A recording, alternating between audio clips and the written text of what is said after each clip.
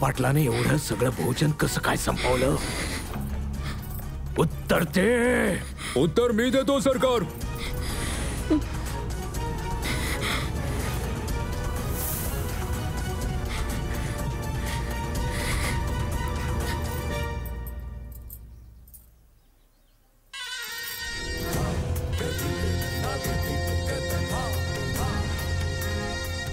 काय उत्तर आहे? उत्तर दे. हो हो, उत्तर द्या अंताजी. चला मागे वा. आपले सगळे प्रश्न, सगळ्या द्विधांचं एकच उत्तर आहे सरकार. तो वैरागी. काय? होय सरकार, तो वैरागी.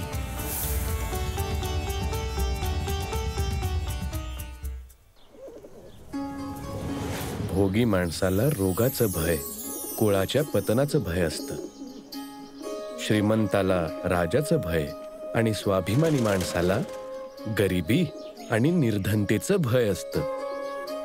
बलवानाला शत्रूचं आणि रूपवानाला वार्धक्याचं भय असतं. विद्वानाला वादविवादाचं आणि गुणवानाला मूर्खाचं भय असतं. शरीराला मृत्यूचं भय असतं. या जगात प्रत्येक गोष्ट मनुष्यात भय निर्माण करत असते. फक्त एक वैराग्य आहे जे पूर्णपणे भयापासून मुक्त आहे. ये.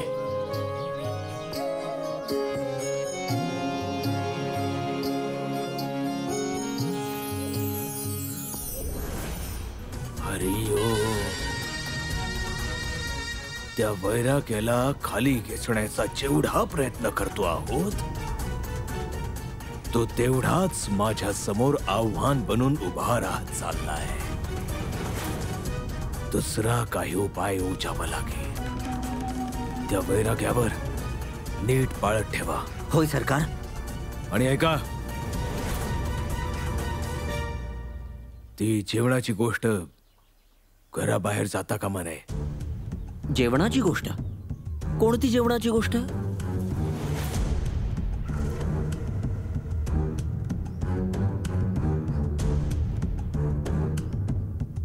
अरे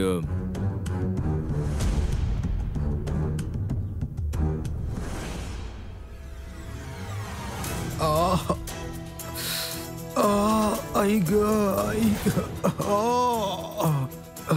विठ्ठला, काय खाल्लंस रे तू? जेवढं पोटात दुखतंय. आई ग. मी जरा जाऊन आले. आता तू कुठे चाललीस? यांच्यासाठी औषध आणायला. कोणाकडून? साईकडून.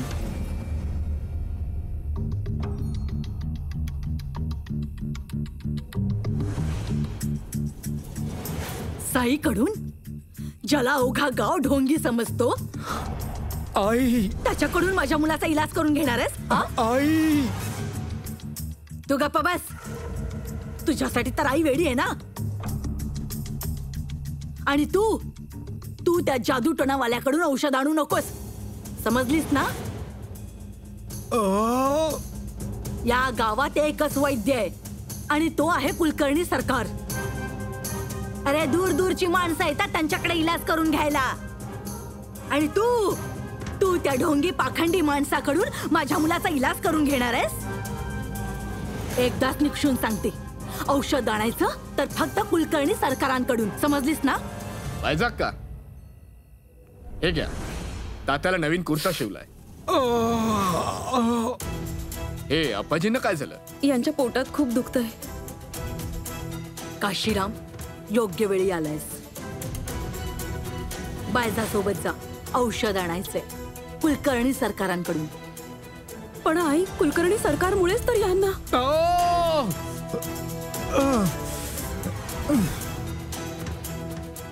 तुम्हाला काही नाही होणार, सगळं काही ठीक होईल. मी जरा जाऊन आले. विठ्ठला.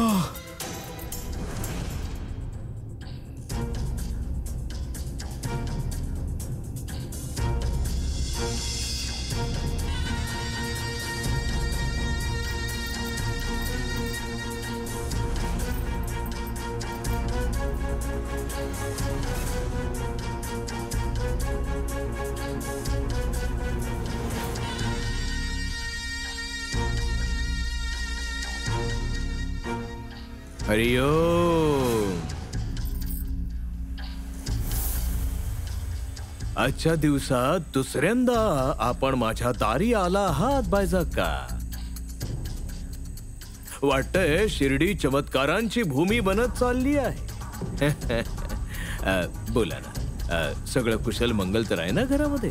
औषध घ्यायला आली. औषध? याचा अर्थ जेवणाने आपला प्रभाव दाखवायला सुरुवात केली. हरिओ. औषध? घरात कोणी आजारी आहे का? अप्पाजी. अप्पाजी काय झाले अचानक अप्पाजींना? जेव्हापासून तुमच्या घरून परतले तेव्हापासून. मात्र आमच्या घरी आल्याने लोक आजारी पडत असते तर आतापर्यंत पूर्ण शिर्डी आजारी पडायला हवी होती बाईजाक्का. आपण विसरताय की आम्ही वैद्य आहोत. लोकांचे रोग दूर करतो. एवढेच नाही, पूर्ण शिर्डीला रोगमुक्त करण्याचा विडा उचललाय आम्ही. उद्या पहाटे यावं, औषध तयार असेल. हरिओम. पहाटे? त्यांची तब्येत फारच खालवली. त्यांच्या पोटात फार दुखतं आणि तुम्ही म्हणताय पहाटे येऊ?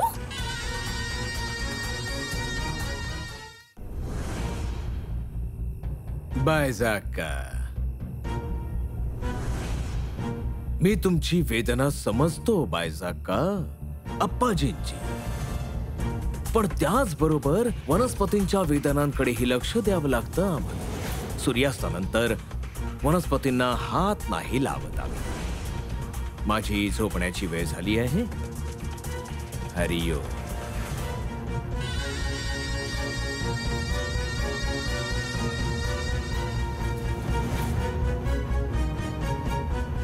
त्यांना त्रास होतोय तर?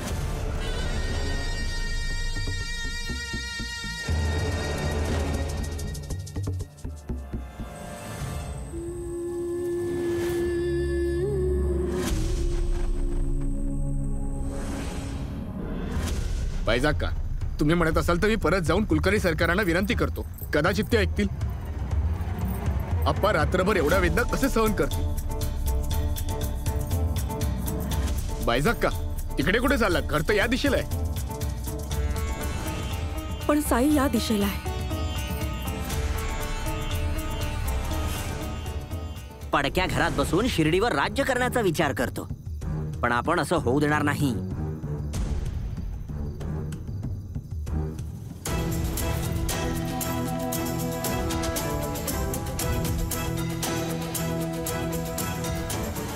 पंताजी, हे दोघे यावेळी तिकडे कुठे चाललेत? हा मार्ग तर त्या पडक्या घराकडे जातो. नक्कीच हे दोघे साईला भेटायला जात असणार. अंताजी, ही बायजाक्का ना सरकारचा हुकूम कधी मानतच नाही. आज हिचा चांगलाच समाचार घेऊया. मी धोपटू का या दोघांना?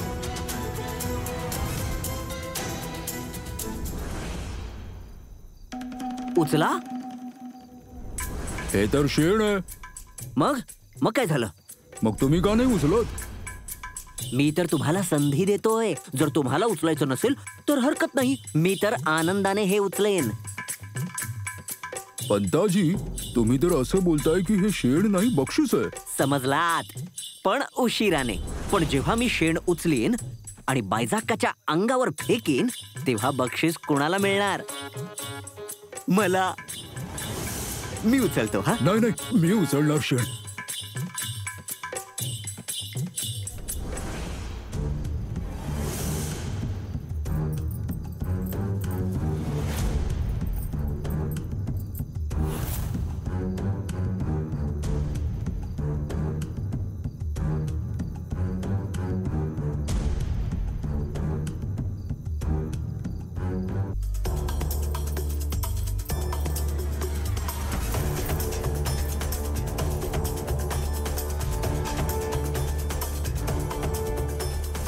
शेण?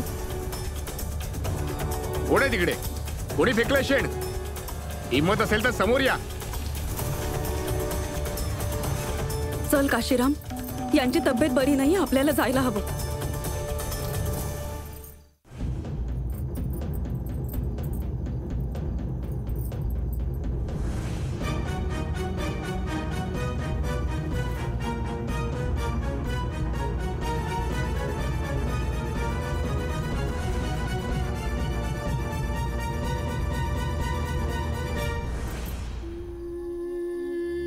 माझी स्थिती पाहून दुःखी होऊ नकोस.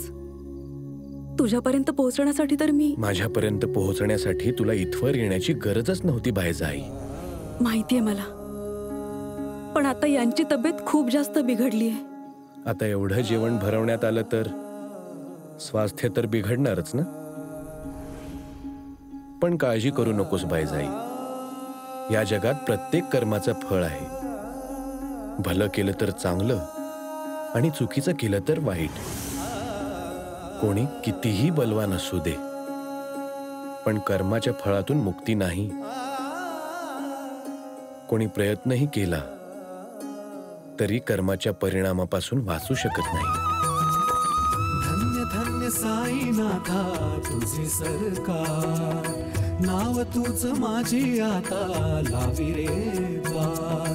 युगे युगे भक्तांसाठी घेसी अवतार, तुझी दाता तुझी विधाता तुझी रे माझा तारणहार. परम ज्ञान मज द्यावे चिरंतन, अलख निरंजन साईराम. अज्ञान तिमिर हे घोर भयंकर, ज्योति शुभंकर साईराम.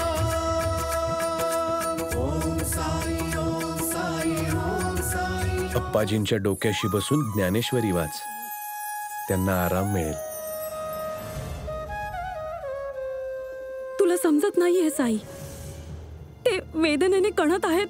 खूप त्रास होतोय त्यांना, आणि तू म्हणतोयस की मी त्यांच्या डोक्याशी बसून फक्त ज्ञानेश्वरी वाचू. माझ्यावर विश्वास आहे ना बायजाई?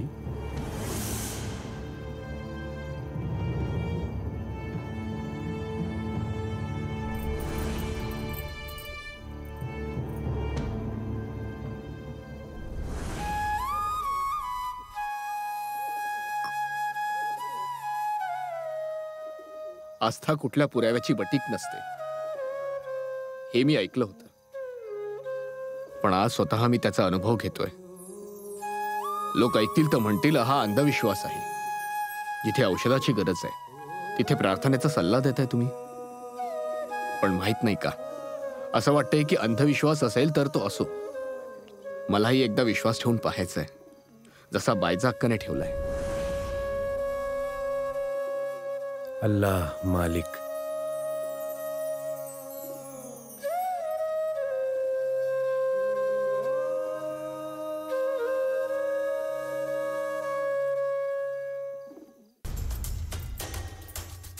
औषध कुठे?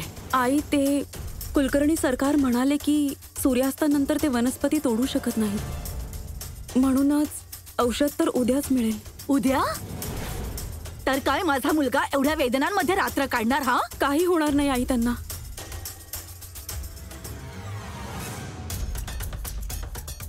थांब, हे तुझ्या साडीवर शेण कसं लागलं?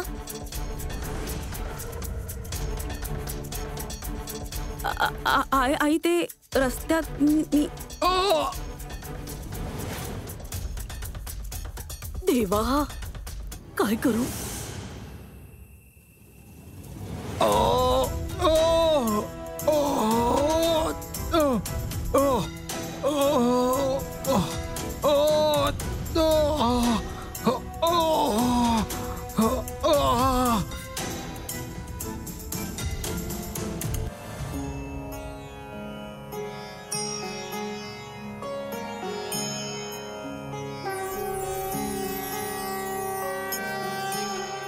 श्री गणेशाय नमः. ओम नमो ज्याद्या वेद प्रतिपाद्या, जय जय स्वसंवेद्या आत्मरूपा. देवा तुची गणेशू सकलात्मती प्रकाशू, म्हणे निवृत्ती दासू अवधारी जोजी. धन्य धन्य साईनाथा तुझे सरकार, नाव तुझ माझी आता लावी रे द्वार. युगे युगे भक्तांसाठी घेसी अवतार, तुझी दाता तुझी विधाता तुझी रे माझा तारणहार. परम ज्ञान मज द्यावे चिरंतन, अलख निरंजन साई राम। अज्ञान तिमिर है घोर भयंकर, ज्योति शुभंकर साई राम। ओम साई ओम साई ओम साई ओम साई ओम साई ओम साई ओम साई ओम साई ओम साई ओम साई ओम साई ओम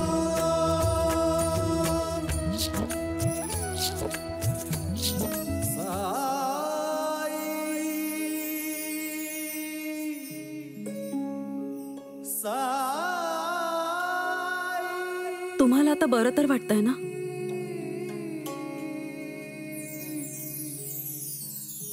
साई कृपा.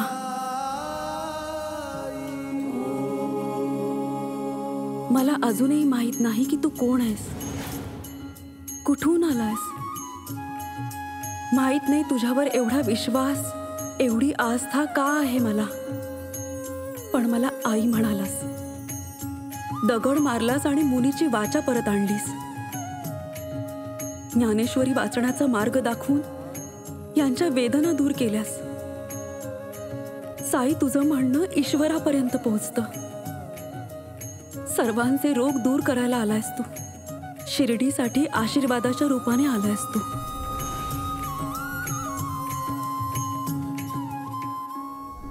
आप्पाजींची तब्येत फारच बिघडलीये. कुलकर्णी सरकार म्हणाले की सूर्यास्तानंतर ते वनस्पती तोडू शकत नाही. बायजाक्का आली होती मोठी माझ्याकडून औषध घ्यायला. कुलकर्णी सरकार मूर्ख नाहीये जे औषध देऊन आप्पाच्या वेदना कमी करतील. हरिओ हरिओ. कुलकर्णी सरकारांनी औषध नाही दिलं. आता मी माझ्या मुलीला घेऊन कुठे जाऊ? वैद्याची गरज आहे, तो सगळ्यांचा इलाज करेल, कसलाही भेदभाव न करता. पण आता आप्पाजींची तब्येत फारच बिघडली आहे. उद्या पहाटे यावं औषध तयार. मी माझ्या मुलीला घेऊन कुठे शिर्डीला जाऊ? एका अशा वैद्याची गरज आहे, तो सगळ्यांचा इलाज करेल. आप्पाजींची तब्येत कसलाही फारच भेदभाव न बिघडली. करता. औषध तर उद्याच मिळेल.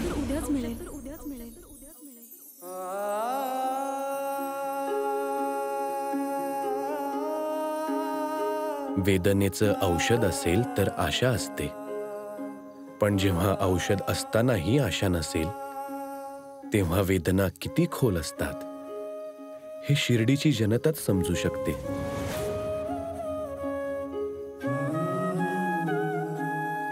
शत्रू, मित्र, धनवान, निर्धन, धर्म, जात, कुळ यांचा उपचार करणं किंवा न करण्यासाठी आधार कसं मानलं जाऊ शकतं.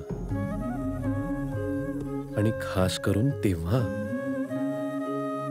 जेव्हा शासकच स्वतः वैद्य असेल, तर शासकाची ही जबाबदारी नाही का की त्याची प्रजा रोगमुक्त असावी.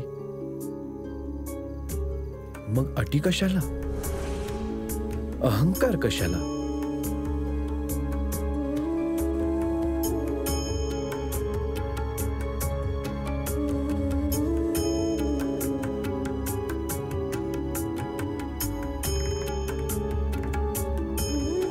शिर्डीच्या जनतेला औषध मिळणार आणि नक्की मिळणार.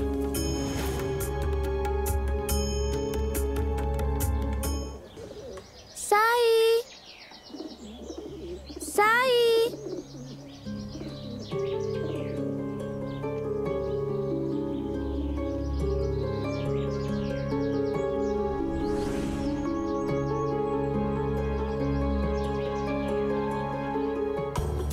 हे साई कुठे निघून गेले असतील? झोळीही नाहीये त्यांची इथे. गावात जाऊन पाहते.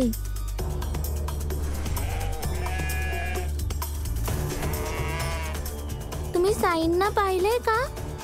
साई, तेव तर त्या पडक्या घरात राहतो ना. तिथूनच तर आले मी आता. तर मग मला नाही माहिती. तुम्ही साईंना पाहिलंय का? आणि दूर हो, दूर हो. साईला आता जंगलाकडे जात होता त्याची ती झोळी घेऊन. का, काय झालं? जंगलाकडे? साई, साई. साई कुठे आहे साई? आहे नाही, ती बोलवते त्याला. चला तिच्या मागे जाऊन पाहूया तरी नक्की झालंय काय. हा हा चला. अहो अंताजी. अरे हो पंताजी. साई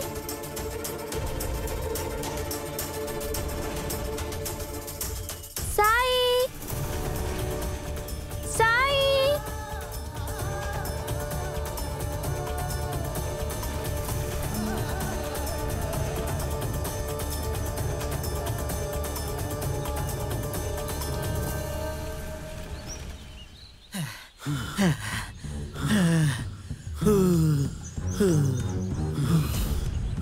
बस आता आणखी नाही पळता यायचं तिच्या मागे. आता तिच्या मागे पळायची गरजही भासणार नाही अंताजी. गेला तो भिकारी शिर्डी सोडून. आणि आता हा शुभ समाचार सरकारांना द्यावा लागेल. सरकार तर फारच खुश होतील आपल्यावर.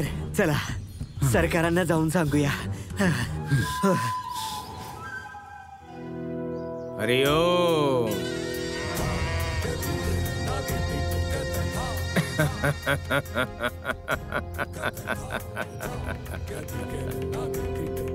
अखेरीस त्याला शिर्डीतून पलायन करावेच लागले. एका प्रकारे ही खुशखबर आहे, पण त्याच बरोबर चिंतेचा विषय. आता कसली चिंता सरकार? कसली चिंता सरकार? बऱ्याच वेळा व्यक्तीच्या उपस्थितीपेक्षा त्याची अनुपस्थितीच त्या व्यक्तीचं महत्व वाढवते. म्हणून लोकांस त्या पळपुट्याचं सत्य समजण्याआधी आपल्याला लोकांचं लक्ष दुसरीकडेच वळवावं लागेल. ते कसं? मनुष्य प्राणी मोठा स्वार्थी असतो. त्याच्या समोर जर अडचण असेल आणि त्याने त्याच्या व्यक्तिगत हितास आणि अहितास बाधा पोहोचणार असेल तर तो दुसऱ्यांच्या हित अहिताबद्दल विचार करत नाही. आणि तसे स्मृतीचे आयुष्य फारच कमी असते, हो की नाही? काळानुसार सगळं धुसरून जात. पूर्ण गावाला चावडीवर बोलवा. एक महत्वाची घोषणा करायची आहे आम्हाला. हरिओम.